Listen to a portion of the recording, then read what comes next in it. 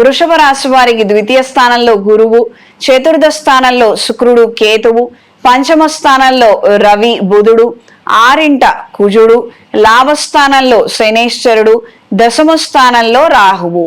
కొన్ని అనుకోని కారణాల వలన కొన్ని సందర్భాలలో మీ మాట కాస్తంత కఠినంగా మారటము, కొన్ని ఖచ్చితమైనటువంటి మాటలు మీ నోటి నుండి బయటపడము పలువురిని ఆశ్చర్యపరిచే విధంగా ఉంటుంది. ఎన్నడూ మీరంత కటువుగా కఠినంగా వ్యవహరిస్తారని మాట్లాడతారని ఎవ్వరు ఊహించరు. ఉంటే ఉండండి, వెళ్ళిపోతే వెళ్ళిపోండి, మీకు మాకు సంబంధమే లేదు గడప దాటిన తర్వాత.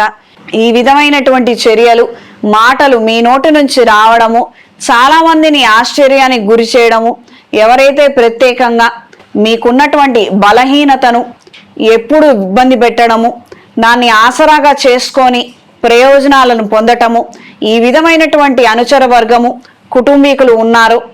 ఈ యొక్క మీలో వచ్చే మార్పు మాత్రం వాళ్ళకి చాలా పెద్ద సమస్యగా మారుతుంది. వాళ్ళు ముందడుగు వేయలేనటువంటి పరిస్థితికి ఏర్పడుతుంది. దూర ప్రయాణాలు అనుకూలంగా ఉంటాయి. వృత్తి ఉద్యోగ వ్యాపార నిమిత్తం మీరు తీసుకొని నిర్ణయాలు చేసే ప్రయత్నాలు అనుకూల దిశలో ఉంటాయి. మీ శక్తి సామర్థ్యాలను నిరూపించుకోవడానికి ప్రస్తుతం ఉన్నటువంటి పరిస్థితులు మీకు అనుకూలంగా మారతాయి. ఒకానొక ప్రాజెక్ట్లో ఒకానొక పరిస్థితిలో ఎవరి వల్ల కానటువంటివి మీరు చేసి వాటిలో విజయాన్ని పొందటం మీ వ్యక్తిగత అభివృద్ధికి ప్రధానమైన కారణంగా మారుతుంది. దేవి నవరాత్రులు ఈ విధంగా విశేషంగా చేసుకోగలిగితే ద్వాదశ రాశుల వారందరికీ కూడా మంచి ఫలితాలు సంప్రాప్తిస్తాయి. ప్రతిరోజు దుర్గాదేవి స్తోత్రాన్ని పఠించండి.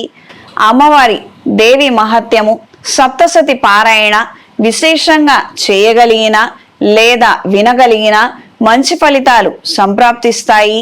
మీ శక్తి కొలది అమ్మవారిని రాబోయే దసరా నవరాత్రుల సమయంలో విశేషంగా పూజించండి. మంచి ఫలితాలు సంప్రాప్తిస్తాయి. ఉదయాన్నే దీపారాధన, సాయంత్రం దీపారాధన, ధూపము, దీపము, నైవేద్యము, మీకు వచ్చినటువంటి అష్టోత్తరం కావచ్చు లేదా శ్రద్ధతో వింటూ అయినా అమ్మవారికి ఆరవళి కుంకుమతో కుంకుమార్చన, సుమంగళి పసుపుతో అర్చన చెయ్యండి. దీని ద్వారా మంచి ఫలితాలు సంప్రాప్తిస్తాయి. అవకాశం ఉన్నంత మేరకు ఏమాత్రం నిర్లక్ష్యం చేయకుండా అనుకున్న సమయానికి అనుకున్న విధంగా అమ్మవారి పూజలను చెయ్యండి. కొంతమంది పరిస్థితుల రీత్యా కొన్ని సందర్భాలలో ఆలస్యం అవ్వవచ్చు. ట్రాఫిక్ జామ్ కావచ్చు, వాతావరణంలో వచ్చిన మార్పుల వలన అన్ఎక్స్పెక్టెడ్ ఇష్యూస్ అనేవి వస్తాయి. ఈ 9 రోజుల్లోనే వాతావరణంలో ఎన్నో మార్పులు ఏర్పడుతుంటాయి. మధ్యలో 5వ రోజు 6వ రోజు జ్వరం రావడము లేదా ఇంట్లో పిల్లలకి రావటము, మనం చేయగలుగుతున్నాము చేయలేకపోతున్నాము, ఈ రకమైనటువంటి ఆలోచనలన్నీ కూడా మీరు పక్కన ఉంచేసేయండి. ఈ రోజు కుదిరింది ఈ రోజు చేయండి, మరుసటి రోజు మీ వైపు నుంచి తప్పు లేకుండా ప్రయత్నం చేయండి. ఆ విధంగానే నిష్టగా చేయండి. అమ్మవారి పూజలకి ఎక్కువగా కావాల్సింది భక్తి, శ్రద్ధ, అంత మాత్రమే. అంటే మనం కొన్ని రోజులు చేయగలుగుతాము, కొన్ని రోజులు చేయలేకపోతాము, ఈ ఆలోచనలు చాలా మందికి ఏర్పడుతూ ఉంటాయి. అంటే పూజ చేయడానికి కూడా ఎన్నో సవాళ్లను, పరీక్షలను అమ్మవారు విసిరే అవకాశం ఉంటుంది. వాటన్నిటికీ తట్టుకొని నిలబడి అమ్మవారి పూజ విధి విధానంగా మనం చేసుకుంటేనే తద్వారా మంచి ఫలితాలు మనకి సంప్రాప్తిస్తాయి. ఆ విధంగా ఆలోచించండి. ఉత్తరుత్తర ఏం జరుగుతుందో, 9 రోజులు పూర్తిగా చేయగలుగుతానో లేదో, ఈ ఆలోచనలన్నీ కూడా పక్కన పెట్టేసి మొదట పూజ ప్రారంభించండి. ఆటంకాలు రాకుండా జాగ్రత్తగా 9 రోజులు గడిచిపోవాలి, ఏ లోటు ఏర్పడకూడదని గణపతి పూజతో ప్రారంభించండి. ఎటువంటి ఆటంకాలు వచ్చినప్పటికీ, ఎన్ని ఆటంకాలు వచ్చినప్పటికీ అమ్మవారి పూజను మీరు చక్కగా చేసుకోగలుగుతారు.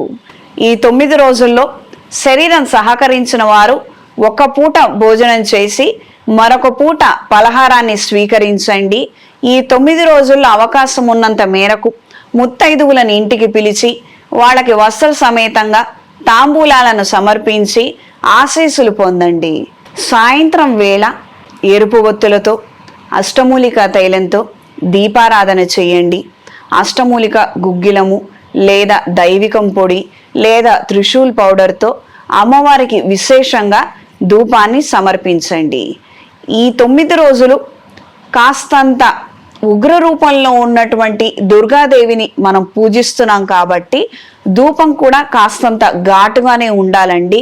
మనము లక్ష్మీదేవి అమ్మవారికి వేసేటువంటి మృదువైనటువంటి సాఫ్ట్ సెంటెడ్ గుగ్గిలాలు, సెంటెడ్ అగరబత్తి కాకుండా కాస్త ఈ 9 రోజులు వేసేటప్పుడు కాస్తంత పొగ ఎక్కువ వచ్చేటట్టు, ఎక్కువగా ఘాటుగా ఉండేటట్టుగా ఆ విధానంగా చూసి మార్పు చేసి ధూపం వేయండి.